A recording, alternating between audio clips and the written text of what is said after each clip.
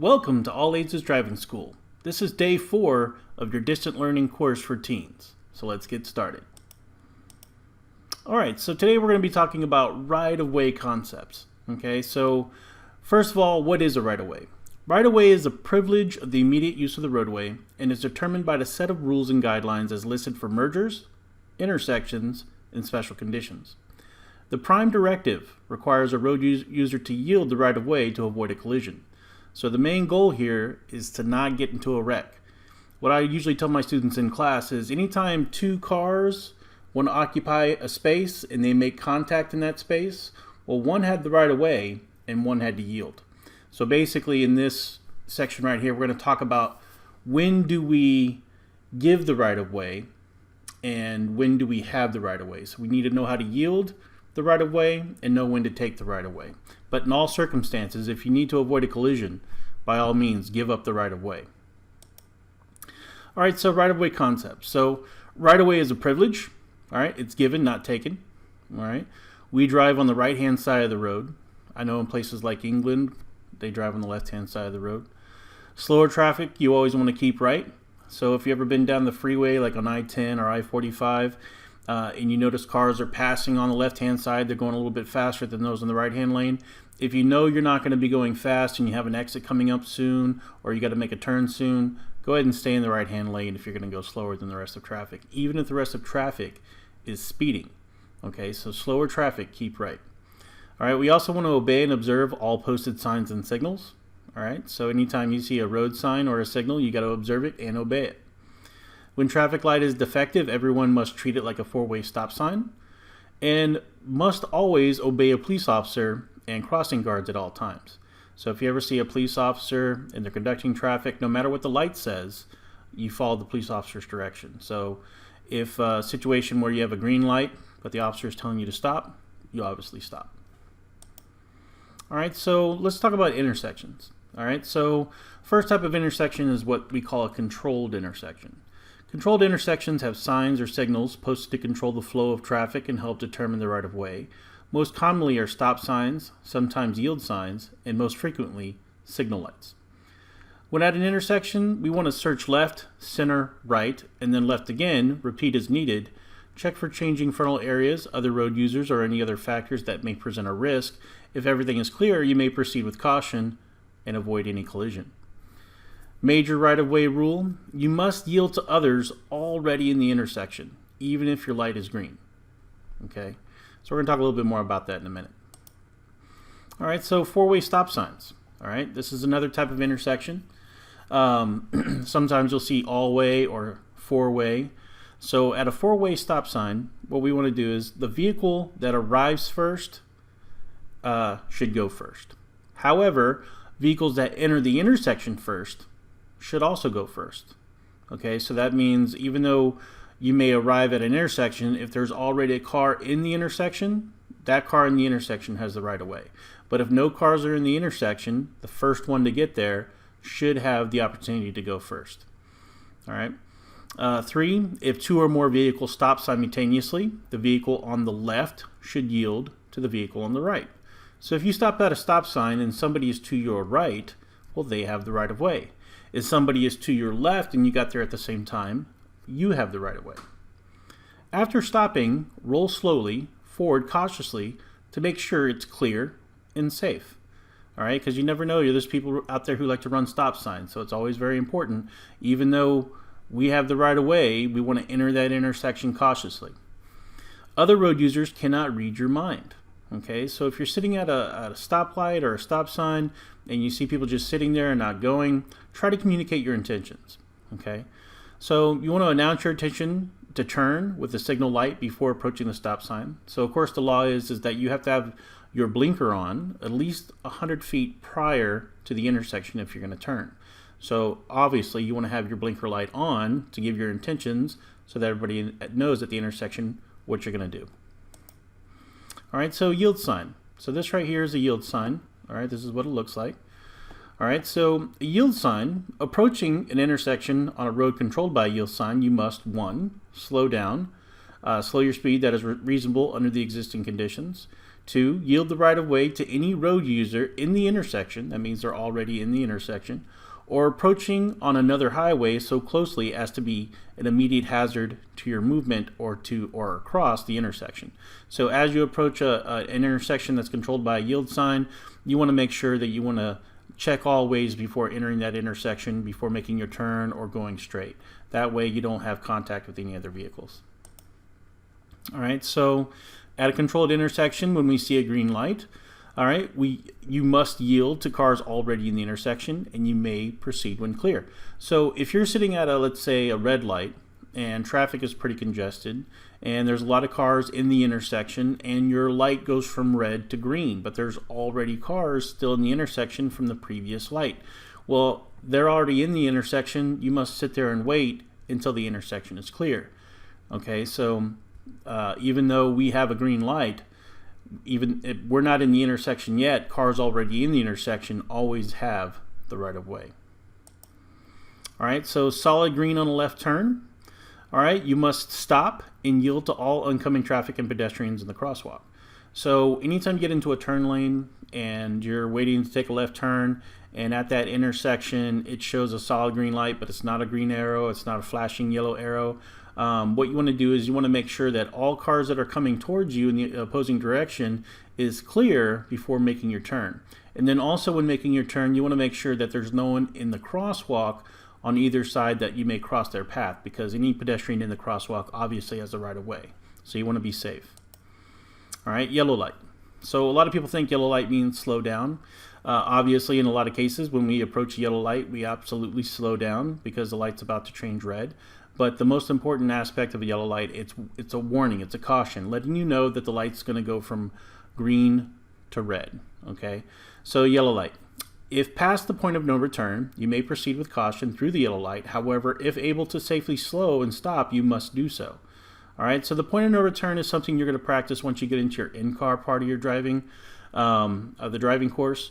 The point of no return is basically as you drive and you're approaching a light and the light turns yellow, based on certain conditions, you got to decide whether or not you're past the point of no return. So if it turns yellow and you're so close to the light, less than 100 feet, then it may be safe for you to go ahead and just proceed through the light, because if you try to slam on your brakes to slow down and stop, you may cause a wreck behind you. And other factors may include, is it raining and the roads are wet? You're going to need more time to stop and slow down safely. Do you have an 18-wheeler or a large vehicle behind you that is following you closely, that if you were to slam on your brakes, it may cause an accident behind you? So you got to be very cautious when you approach yellow lights. You got to determine where the point of no return is, and it's different depending on how fast you're going and the conditions of the road and what's going on around you. So it's something that takes time. You're going to practice that once you get behind the wheel. But a yellow light basically just means it's caution. The light's about to turn red. If you're able to slow down safely and stop, by all means do so. Okay. A flashing yellow light. All right, so a flashing yellow light, proceed through the intersection with caution and watch for traffic coming from your left and or right. So usually what we see these around fire stations.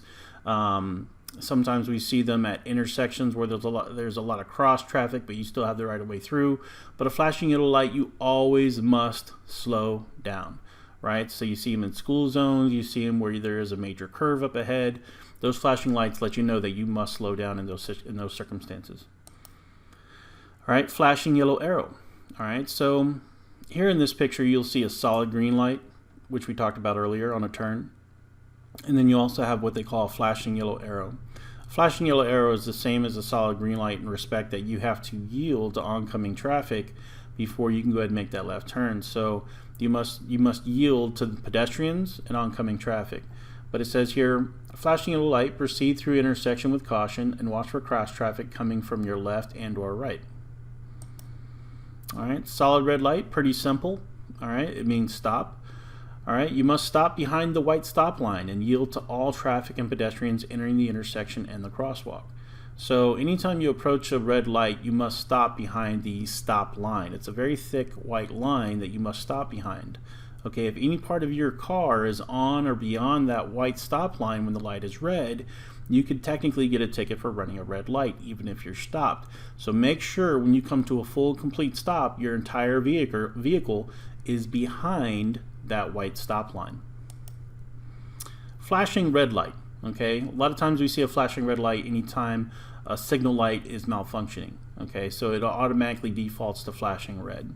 So at a flashing red light, we want to treat it like an all-way stop or a four-way stop, where we use the right-of-ways in that circumstance. So the first one there is the first one to go. If there's already a vehicle in the intersection before you proceed, they have the right-of-way.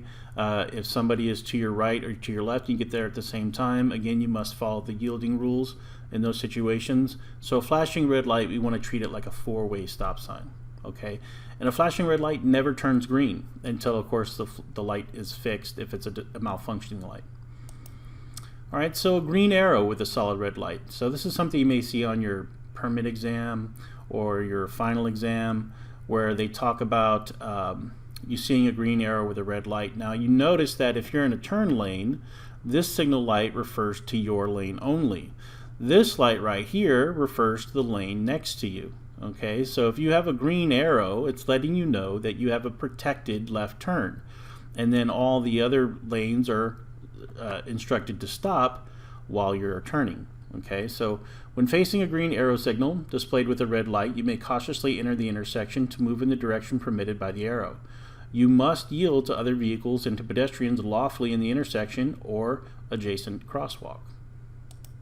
Okay. Uncontrolled intersections. This is the second type of intersection, right? So the first one we talked about was controlled. It's controlled by signals and signals and signs. Whereas uncontrolled intersections are not controlled by anything. Okay, so let's read. Uncontrolled intersections does not have any traffic control devices present. They are usually found in light traffic areas like residential neighborhoods. So they're kind of rare, but they do exist. All right, so when approaching an uncontrolled intersection, you must do 1, stop, yield and grant the immediate use of the intersection to any vehicle that has entered from the right or is approaching from the right is a proximity that is a hazard. And 2, may, after stopping, proceed when the intersection can be entered safely without interference or collision with traffic using a different street or roadway. Okay. All right, so merge situations. So we talked about intersections. Now we're going to go ahead and look at merge situations. And we're talking about yielding steel, all right, right of way. All right, so merge situations. On a frontage or feeder road, you must yield to all traffic exiting from the freeway onto the feeder road. All right, so if you're on the feeder road, and the feeder road is the road right next to the intersection, okay, it feeds traffic on and off the freeway. All right, so on the feeder road, if anybody's coming off of the freeway, you must yield to them as they change lanes coming off the freeway onto the feeder road. All right, so entering freeway, when you're getting onto an accelerating lane, you must accelerate to the speed of traffic and yield to cars already on the freeway. So here in this picture, in the accelerating lane, when we try to merge into traffic, you have to understand that the cars already on the freeway have the right of way, and you must merge in safely with them. Okay, so always know that cars already on the freeway have the right of way, and then as you pull into the accelerating lane, you must safely merge either in front or behind another vehicle and not and avoid a collision. All right, so merging on a multi-lane road. All right, now this is more often than you'll see this on a freeway. So let's say you're on I-45 or I-10 and you get onto the freeway, and now all of a sudden you have multiple lanes, right? So I know parts of I-45 has 5-6 lanes. Most lanes in cities for freeways have 3 or 4 lanes. So in this type of circumstance, what we're going to talk about is anytime you want to change lanes into another lane, there are rules to right away as to who has access to those lanes. Now obviously when you're driving down the freeway and you're in the right hand lane and you want to move over one lane to your left, well, cars already in that lane obviously have the right of way. But what about a scenario to where you want to move over to your lane, one over to your left, and the lane is clear? However, there's another vehicle in the far left-hand lane also wants to merge into the lane that you're trying to merge in. You're both trying to occupy that same space, and you try to go for it at the same time. So 2 vehicles try to go for it at the same time on the freeway going into one lane. Who has the right of way? So let's read. When changing lanes on a multi-lane roadway, you must yield. All right, 1, vehicles already in the lane, which we talked about, and 2, vehicles in the right-hand lane must yield to vehicles in faster lane of traffic that are attempting to merge into desired lane.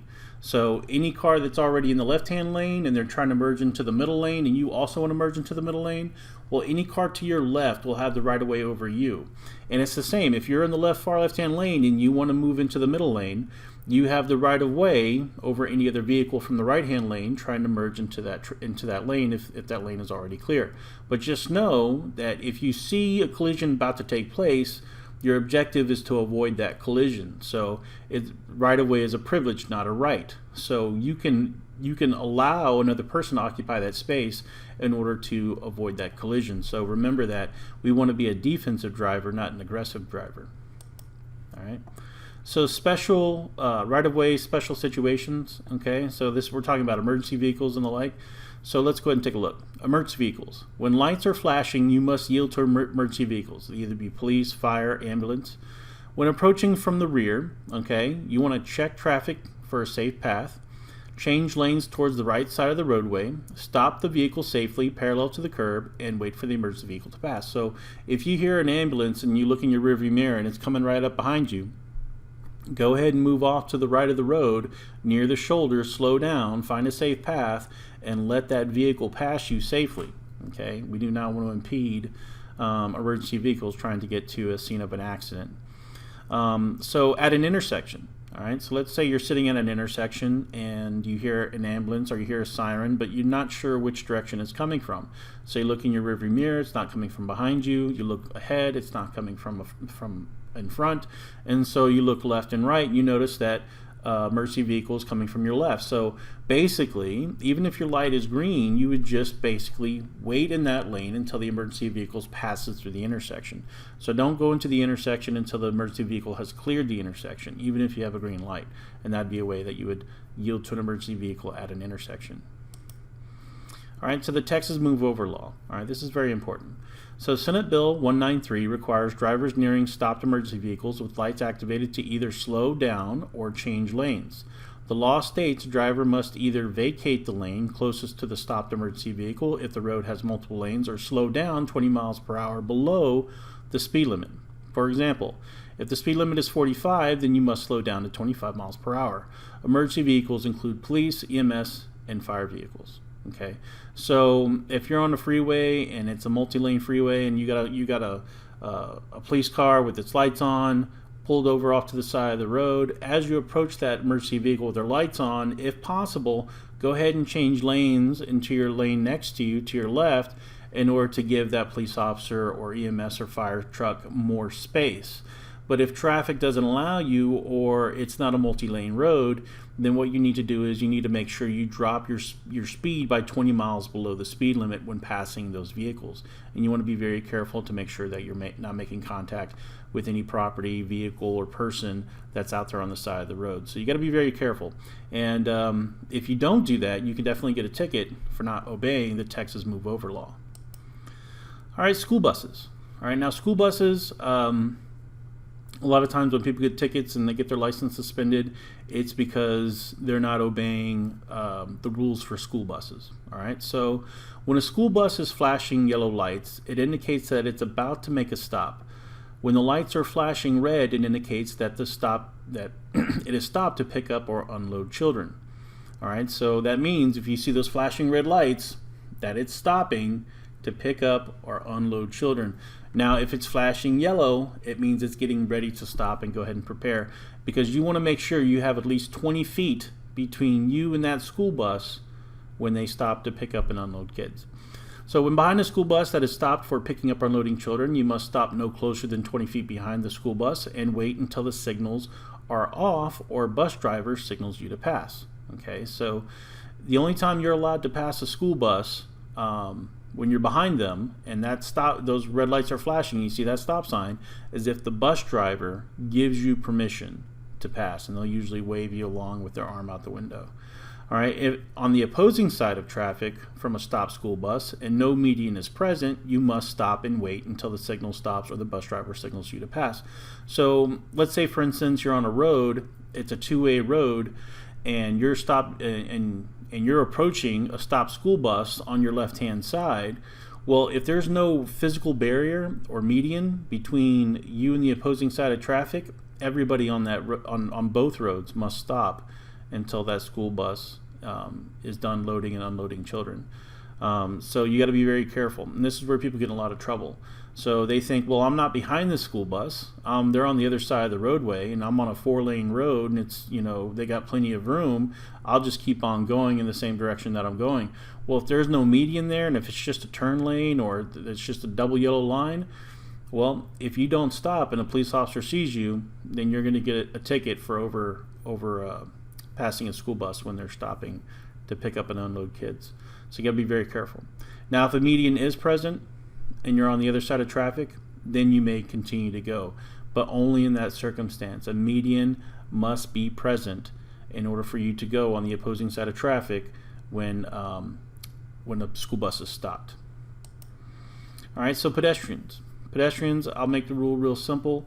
Pedestrians always give pedestrians the right of way, even if they're in situations where they're breaking the law. If they're jaywalking, if they're walking in the middle of the road, if you see protesters just crossing the freeway and they're blocking the freeway, the first goal you should always have when getting in your vehicle is to preserve life and preserve property. You don't want to get into an accident with anybody. You don't want to hurt anyone. So like I said, the right of way is a privilege, not a right. And so when somebody's blocking your path, either be a pedestrian, you cannot just run over them. You must stop, let them pass. Even if they're breaking the law, you must avoid contact with pedestrians. So let's go ahead and read. Pedestrians are the most vulnerable road users. They may not know the rules and regulations of motorized vehicles on the road. So yeah, there's people out there who don't have driver's license and they're out there just walking on a sidewalk. Children are unpredictable and harder to see.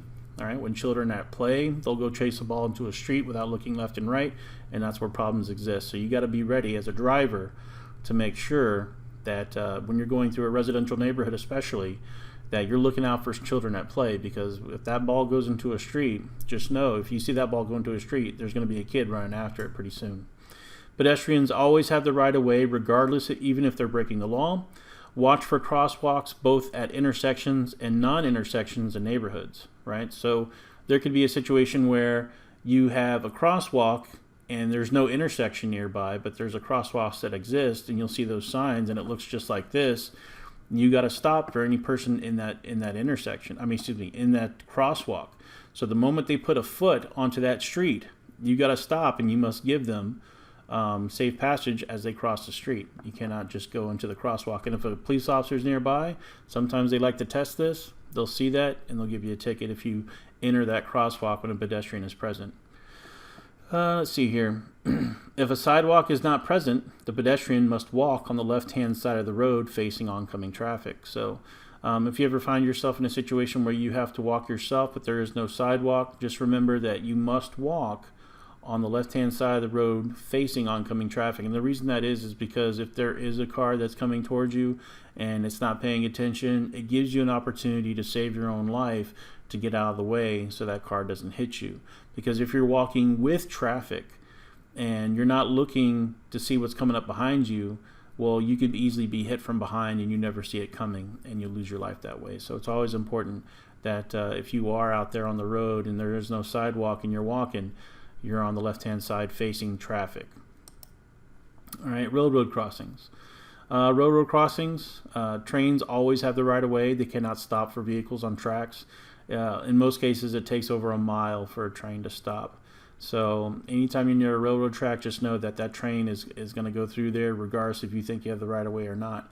And I'll tell you right now, the trains always have the right of way. All right, so if at an intersection, you must stop at least 15 feet behind the tracks. So if you're approaching an intersection that has train tracks that are nearby and you got to cross over it before you get into that intersection and it's controlled by a light and cars are stopped at that light, just know that if you're near that intersection, you got to have at least 15 feet between you and those railroad tracks. So if you move over the tracks and you pull up to the stop line, just know you got to have 15 feet behind you. If you are stopped behind another vehicle, just know that if you're near those railroad tracks, you got to have at least 15 feet between you and the railroad tracks in front of you. All right, so be on the lookout for railroad signs warning you of railroad crossings ahead. When approaching, you want to reduce speed. You want to look both ways and listen for audible train whistles. If a train is approaching, stop If not, proceed with caution. All right, so categories of road signs. All right, there are 4 categories of road signs we're going to go over. All right, number 1 is regulatory signs, 2 is warning signs, 3 are guide signs, and number 4 is construction signs. All right, you see kind of examples right here. All right, so regulatory signs. All right, these are examples of regulatory signs. You got a stop sign, yield sign, do not enter, and speed limit. All right, so what colors constitute regulatory signs? Well, colors include black and white, just like the speed limit sign, and of course red. So most black and white signs, if you see them, they're telling you what you're allowed or not allowed to do. So speed limit, 25, you cannot go faster than 25. If you see a sign saying no right on red, if you take a right on red, then you can get a ticket. If it says no turn from shoulder and you turn from shoulder, you can get a ticket. So these black and white signs let you know what you're allowed and not allowed to do. Now, these red signs are basically telling you you must do something. So you must stop at a stop sign. You must yield when seeing a yield sign. You must not enter when you see do not enter sign. So, you got to make sure that you know what these signs look like, what they mean. And the vast majority of tickets you get is for violating a regulatory sign. Okay. Regulatory signs tell users what they may or may not do in specific areas of HTS. Now, first of all, HTS stands for Highway Transportation System. Most common are speed limit signs, stop signs, yield signs, do not enter signs, and wrong way signs. Warning signs. All right, now these are the vast majority of signs you're going to see out there on the road. I would say over 60% of all signs that you see on the roadways are going to be yellow in nature and diamond shaped. Okay, so these are your warning signs. You don't necessarily get a ticket for violating a warning sign, but you will suffer the consequences for not heeding its warning. So if you see a bump sign and you go too fast over that bump, you actually may ruin your vehicle. Same thing with a dip. So these warning signs let you know that there's a hazard up ahead, and how you approach that hazard can determine whether or not you're going to make it through that hazard safely. All right, so warning signs do the following. They draw attention to the imminent danger of upcoming regulatory signs. So this one right here with the stops with the signal light, and it's a warning sign. It's letting you know that up ahead there is a signal light that you must obey. The background color is yellow. The diamond shape indicates that danger is up ahead. All right, guide signs. All right, guide signs are blue and green. All right, guide signs 1 provide information, route markers, directions, destinations, services, points of interest, recreation. All right, the background colors are blue, white, green, and brown. So these blue ones right here are your service signs, right? Your gas station, eating, lodging. You also see them for hospitals with the blue sign with the white H. These green signs are basically guiding you or telling you where you are or where you're headed or what you're near or where you need to go. And then these brown signs right here let you know that this is public recreation. So mostly around public parks like municipal parks, state parks, federal parks, you'll see these brown signs. Construction work signs. Construction work signs draw the attention of road users to road repairs, detours, special road closings for sports events. A lot of signs that you normally see in the yellow signs for caution and warning, if you see them in orange, it lets you know that you're also in a construction zone. If you see a regulatory sign that's in orange, you know that you're in a construction zone, and also if you were to get a ticket for violating that regulatory sign, the ticket fines will be doubled. Okay, so the background color is orange. Shapes include diamond, square, and rectangle. All right, so pavement markings. All right, so we're going to talk about yellow, the yellow pavement marking, the yellow line. All right, so a solid yellow line. A solid yellow line separates 2 lanes of traffic that are going in opposite directions. It being solid indicates that passing is not allowed. So you see this long solid yellow line. It's two lanes, and it's basically letting you know that there's no passing on the other side, and these two are going in opposite directions. When you see a double yellow line, it's for a multi-lane road, but at the same time, it's letting you know that these 2 lanes of traffic are going opposite directions, and neither side can pass. All right, so a yellow broken line marker indicates that it separates 2 lanes that are going in the opposite direction, but being broken indicates that passing is permitted. So this one right here, you'll see a yellow line that's broken. It lets you know that both sides are allowed to pass, right? So if I'm driving right here and there's a car in front of me and it's going too slow or slower than I would like, and I would like to pass it and this side is clear, I can go ahead and move into the left-hand lane, pass that vehicle, and then move into that lane safely. It just lets me know that I'm allowed to pass. Now this one right here, you see a solid one and a dotted one. Well, it lets you know that this side of traffic can use this side of the lane in order to pass somebody, but anybody driving on this side of traffic will not be able to use this lane for a passing lane. And the reason why you see this sometimes is this direction is coming out of a potential hazard, and this one is going into a potential hazard. Either it be a curve, a hill, an intersection, things that would discourage you from changing lanes because the hazard does not give you the visibility you need in order to change lanes or pass somebody safely. Okay, and of course you see this right here. This is what they call a turn-only lane, and you'll see them right in between the center of two opposing sides of traffic, and it allows you to get into this lane to turn into a business or onto another street. All right. So pavement markings white. All right. So edge lines, which is our shoulder lines, mark the right edge of the roadway. It is a solid white indicating it is not a through lane of traffic. Okay. So you'll see these on the far right side of the shoulder. Crosswalks, they're wide and perpendicular, solid white lines to guide pedestrians. All right, stop lines. Stop lines are stop white line going from curb to curb indicates where a vehicle must stop at an intersection. Solid white line, it separates two lanes of traffic going in the same direction. However, passing is discouraged. Notice how on a yellow line, passing is not allowed, but on a solid white line, passing is discouraged. Okay, so anytime you're approaching an intersection and you see a turn lane, well, when you get into that turn lane, you'll notice that you'll see this solid white line that goes all the way down up to the intersection for about 100 feet, because you cannot change lanes within 100 feet of an intersection. So 100 feet prior to that intersection, you have an opportunity to get into a turn lane. That's why you have a solid white line going all the way down towards an intersection, because if you do change lanes, it's discouraged, but at the same time, the law states that you cannot change lanes within 100 feet of an intersection. So you got to be careful with that. All right, so broken white lane markers, it separates two lanes of traffic going in the same direction and allows you to pass. All right, so hand signals. So hand signals are very important. Now you'll notice in this diagram here, you'll see you have the turn signal for left, turn signal for right, and then when they're both on, it indicates that the car in front of you or your vehicle is using the brake. They're slowing down or stopping.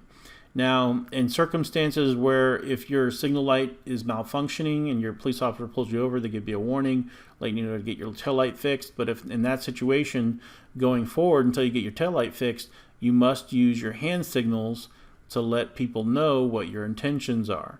So for a left-hand turn, your arm is going to be your left arm. It can't be your right, only your left, because that's one going out the window. Your left arm is going to be straight out the window to let everybody know you're turning left.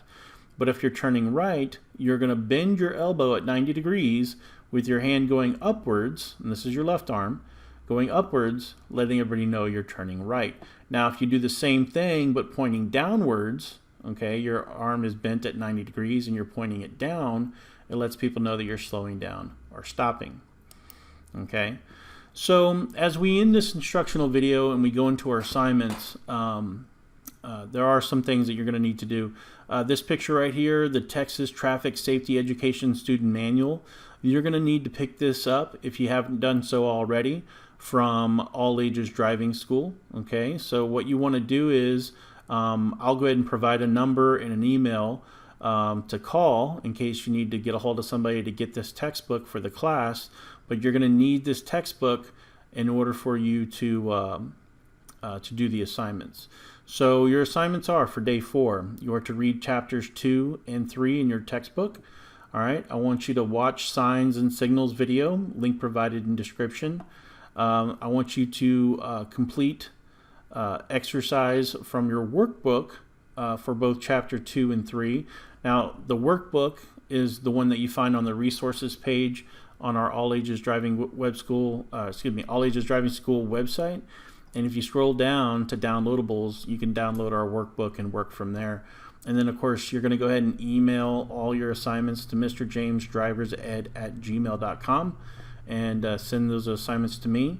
But if you have yet to get your textbook and it's already past day 4, just send me an email letting me know that you need a textbook, and I'll send you the information of who you can call to make sure you get one. And I'll also provide that information in the information next to this video on our website, so that way you can get a hold of somebody to get this textbook. It's very important for the remainder of the course. So today is going to end day 4. These are your assignments. Make sure you email them to me when you're finished, and I will see you tomorrow for day 5. Take care.